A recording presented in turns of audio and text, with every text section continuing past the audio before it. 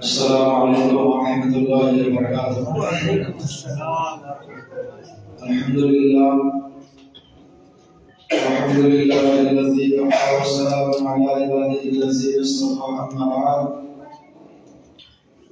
فأعوذ بالله من الشيطان الرجيم. بسم الله الرحمن الرحيم. قال الله تعالى في كلامه المجيد والفرقان الحميد: قل هل يستوي الذين يعلمون والذين لا يعلمون؟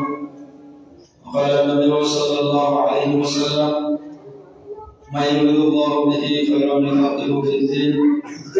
وهذه الرواية الثلاثة موجودة في كتب شتى، ولكن أخذت عن الجامع المسند الصحيح المختصر من أمور رسول الله صلى الله عليه وسلم وسنته وإعلامه إلى آخر الحديث. صلى الله عليه وسلم رسوله النبي العليم الكريم، ونحن على ذلك من الشاهدين والشاكرين. الحمد لله رب العالمين. সমস্ত প্রশংসা আল্লাহ সুবহানাহু ওয়া তাআলার জন্য, যিনি এক অক্ষয় অক্ষয় ওয়াহদাহু লা শারীক। তিনার উপর লাখো কোটি শুকরিয়া আদায় করে শুকর করি আলহামদুলিল্লাহ।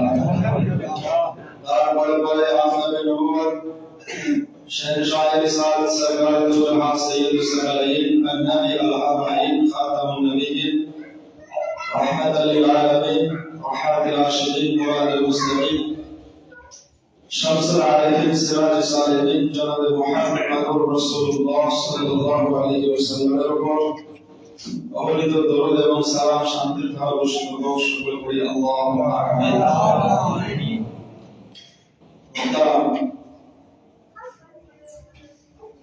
আমরা বা মুসলিম জাতির উপরে আল্লাহ সুবহানাহু ওয়া তাআলা এমন কিছু অর্পণ করেননি, চাপাননি বা আদেশ বা নিষেধ করেননি যেটা একজন মানুষ নিতে পারে না। এরকম কিছু আল্লাহ সুবহানাহু ওয়া তাআলা আমাদের উপরে চাপাননি। এবং এর প্রমাণ সম্পর্কে আল্লাহ রাব্বুল আলামিন কোরআনুল কারীমের মধ্যে বলেছেন: লা ইউকাল্লিফুল্লাহু নাফসান ইল্লা উসআহা। আমি আমার বান্দার উপরে এমন কিছু অর্পণ করিনি যা বান্দার জন্য কঠিন হয়ে পড়বে। লা ইউকাল্লিফুল্লাহু নাফসান ইল্লা উসআহা। এমন কিছু চাইনি যে ওর জন্য ওটা করা কঠিন হবে। তাহলে কোরআন, হাদিস, আল্লাহ এবং তার রাসূল সাল্লাল্লাহু আলাইহি ওয়াসাল্লাম এবং ইজমায়ে উম্মাহ এবং যুগের একাধিক আহলে সুন্নাত আমাদের উপরে এমন কিছু তারা চাপাননি যেটা আমার এবং আপনার বা কোনো একজন মানুষের জন্য সেগুলো পালন করা কঠিন হবে। এমন কিছু ইসলামে নাই। তাহলে আল্লাহ যে বললেন ওমা আতাকুমুর রাসূল, মানে রাসূলুল্লাহ সাল্লাল্লাহু আলাইহি ওয়াসাল্লাম তোমাদের কাছে যা কিছু দিয়েছেন ফাখুযু, ওটাকে অ্যাকসেপ্ট করো, ওটা নিয়ে নাও।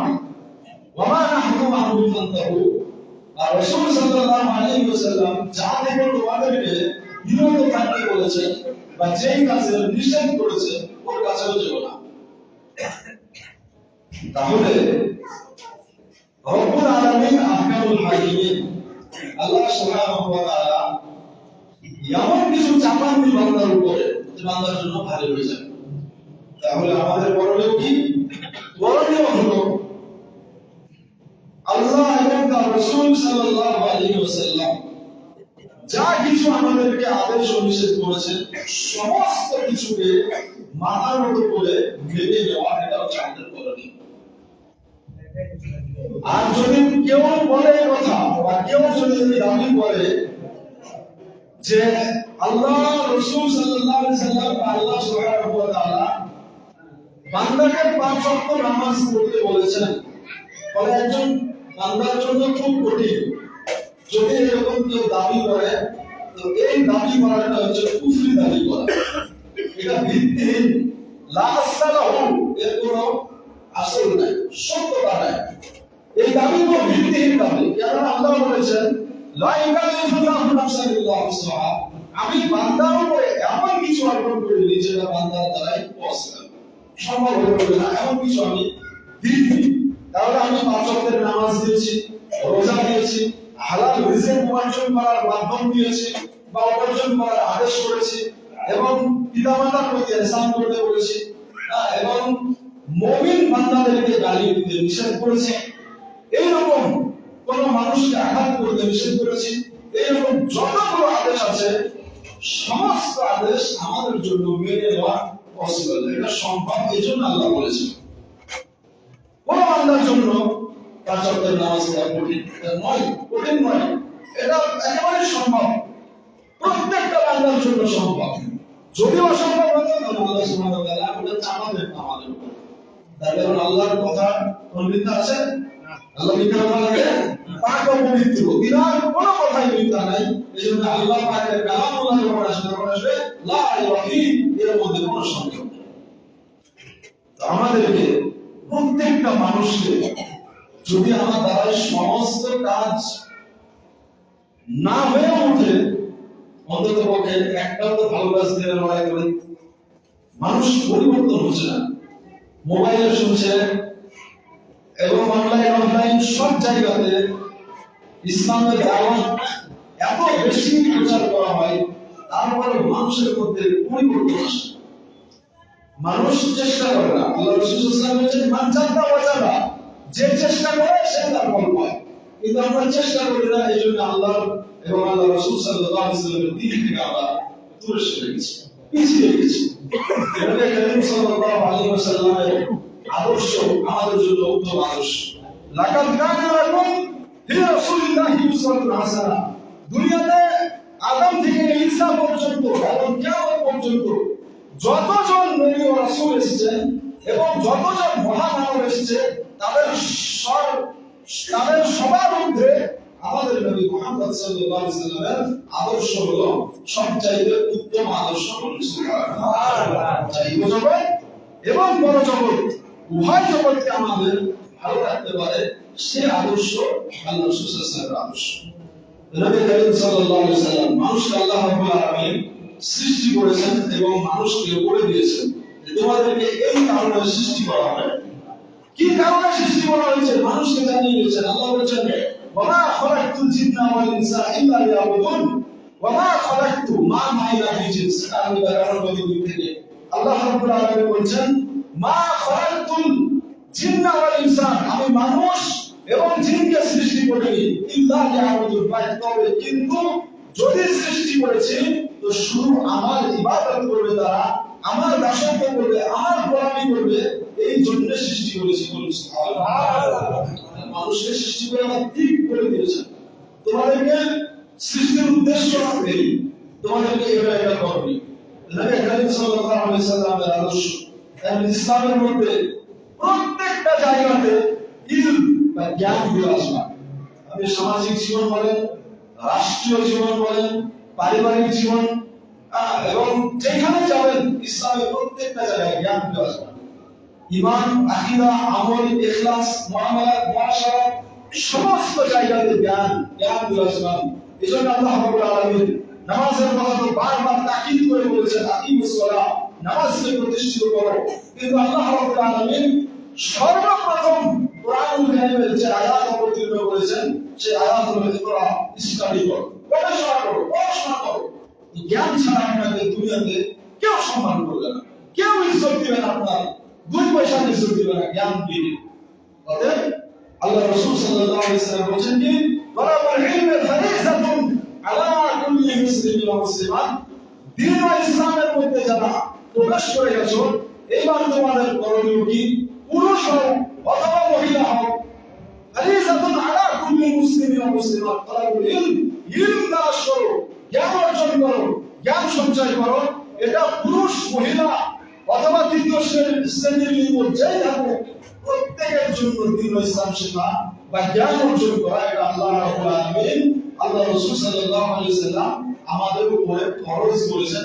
সুবহানাল্লাহ, ফরজ প্রত্যেক জনের জন্য ফরজ, আবশ্যক, করণীয় প্রত্যেক হবে। যে কোনো পরিস্থিতিতে, যে কোনো মূল্যে, যা কিছুর বিনিময়ে প্রয়োজনে নিজের দেহ রক্ত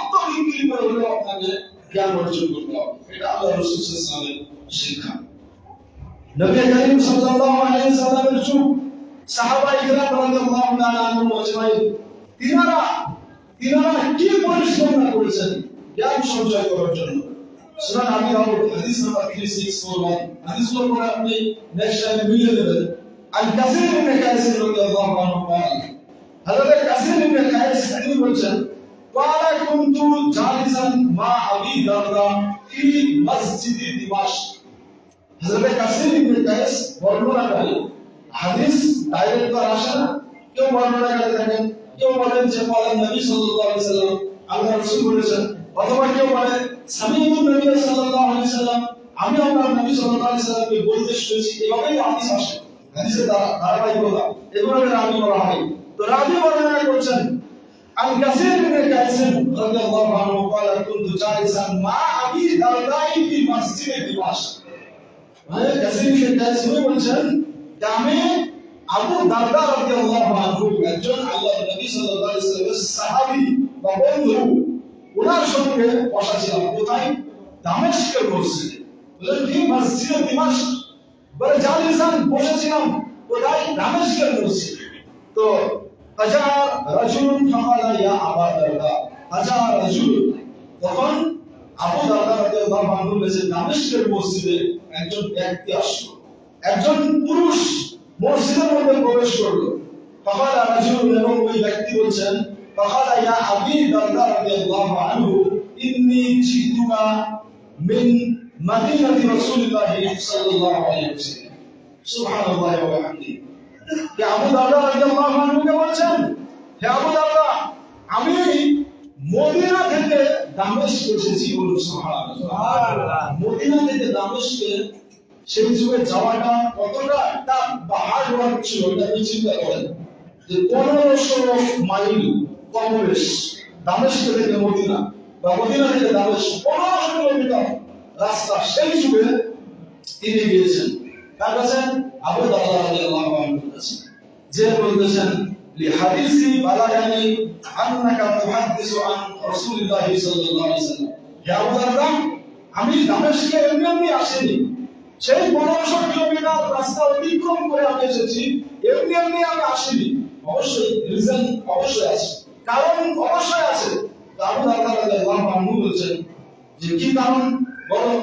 তো বলেন লি হাদিসি বালাগানি আন্নাকা তুহাদ্দিসু আন রাসূলিল্লাহ সাল্লাল্লাহু আলাইহি ওয়াসাল্লাম, আমি শুধুমাত্র এই 1500 কিলোমিটারের রাস্তা অতিক্রম করে এসেছি এই ঘোড়া আর উটকে সওয়ারি করে। মানে এখন যেমন আমাদের ট্রেন বা হাওয়াই জাহাজ বা এরোপ্লেন বা হেলিকপ্টার যা কিছু আমাদের আছে, সেই যুগের সওয়ারি কি ছিল? উট অথবা ঘোড়া, এই দুটো বা গাধা, এই কয়েকটা জিনিস সওয়ারি ছিল। তাতে করে 1500 কিলোমিটার গিয়েছে। কিসের জন্য? হাদিস বাড়ানি, শুধুমাত্র একটা হাদিস জানার জন্য। বলুন সুবহানাল্লাহ। একটা হাদিস জানার জন্য 1500 কিলোমিটার অতিক্রম। আবু দারদা রাদিয়াল্লাহু আনহু উনি একটু অবাক হলেন, উনি একটু মানে বিপর্যয়ের দিকে চিন্তিত ভাবে। তখন আবু দারদা রাদিয়াল্লাহু আনহু ওই লোকটাকে বলছেন, মা জিতুল হাজাদিন, এছাড়া অন্য কোনো উদ্দেশ্য? একটা হাদিস জানার জন্য তুমি 1500 কিলোমিটার রাস্তা অতিক্রম করেছো? মা জিতুল হাজাদিন, অন্য কোনো উদ্দেশ্য?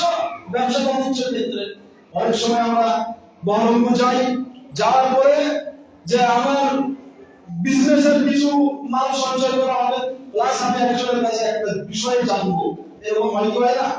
হয়, অনেক সময় আমরা এরকম করি। কিন্তু উনি বলছেন, আবু দারদা বলছেন মা জিতুল হাজাদিন, অন্য কোনো উদ্দেশ্য?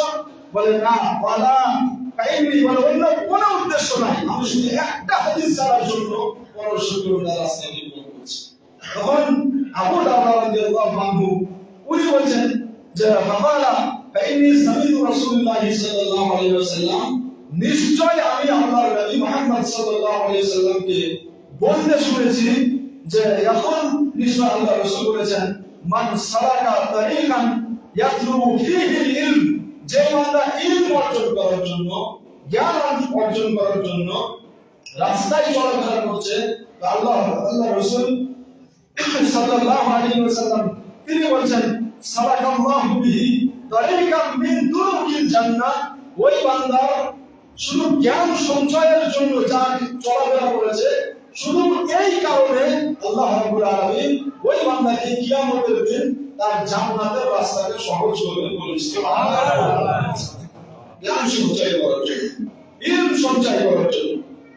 আবু দারদা রাদিয়াল্লাহু আনহু তিনি আরো ইরশাদ করেন, ওয়া ইন্নাল মালাইকাতা লা তাদরু আজরিহাতাহা, শুধু এতটুকু আল্লাহ রাসূল যে জ্ঞান অর্জন করে তার জন্য ফজিলত শুধু এতটুকু নয়, যে আল্লাহ রাব্বুল আলামিন তাকে শুধু তার জান্নাতে যাওয়ার রাস্তাকে সহজ করবে, শুধু এর মধ্যে সীমাবদ্ধ নয়, কি যে বান্দা জ্ঞান সঞ্চয় করার জন্য রাস্তা অতিক্রম করে তার জন্য ইন্নাল মালাইকাতা, নিশ্চয় সমস্ত আল্লাহর ফেরেশতারা কি করে, কিছু মুকাররার ফেরেশতারা যে লা তাদরু আজরিহাতাহা, তাদেরকে আল্লাহ রাব্বুল আলামিন যে ডানা দিয়েছে, পর দিয়েছে ফেরেশতা, ওই ফেরেশতারা ওই বান্দার অর্থাৎ যেই বান্দা জ্ঞান সঞ্চয় করার জন্য বাড়ি থেকে বের হয়েছে, ওই বান্দার পায়ের তলাতে ওই ফেরেশতারা পর বিছিয়ে থাকে। বলুন সুবহানাল্লাহ।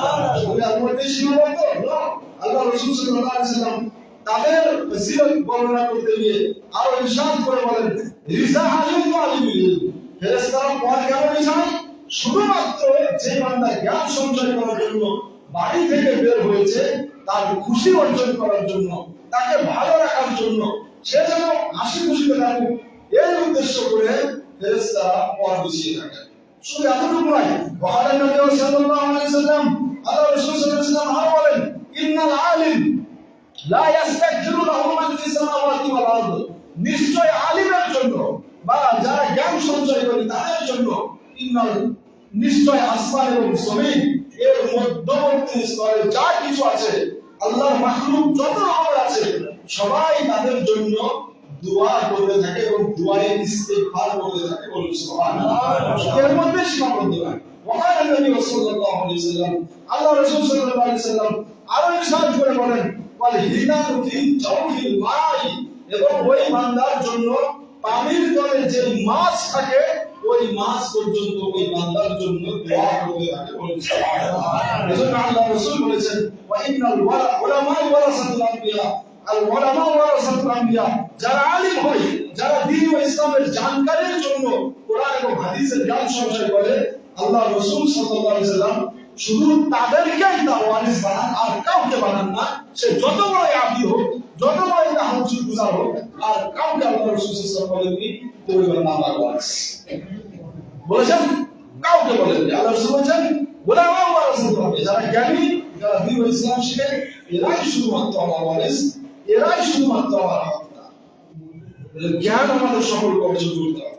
এজন্য আল্লাহ রাসূল সাল্লাল্লাহু আলাইহি ওয়াসাল্লাম আরো ইরশাদ করে বলেন যে, মাইয়ুরিদুল্লাহু বিহি খায়রান ইফাক্কিহু ফিদ-দ্বীন, আল্লাহ রাব্বুল আলামিন যার দুনিয়া ও আখিরাতে যার ভালাই চাই, রব্বে কারীম আল্লাহ সুবহানাহু ওয়া তাআলা ওই বান্দাকে দ্বীন ও ইসলামের জ্ঞান দান করে থাকে, যার দুনিয়া ও আখিরাতে ভালো চাই। বুখারী নবী সাল্লাল্লাহু আলাইহি ওয়াসাল্লাম, রাসূল কারীম সাল্লাল্লাহু আলাইহি ওয়াসাল্লাম আরো ইরশাদ করে বলেন, মান খারাজা ফি তালিবিল ইলম ফাহুয়া ফি সাবিলিল্লাহ, যে বান্দা দ্বীন ও ইসলাম শেখার জন্য বাড়ি থেকে বের হয়ে যায়, ওই বান্দা যতক্ষণ না বাড়িতে ফিরে আসে, ততক্ষণ ওই বান্দা আল্লাহর রাস্তাতেই থাকে। যদি বান্দা ইন্তিকাল করে যায়, তো ওকে শাহাদাতের মর্যাদা আল্লাহ দিবেন। বলুন সুবহানাল্লাহ।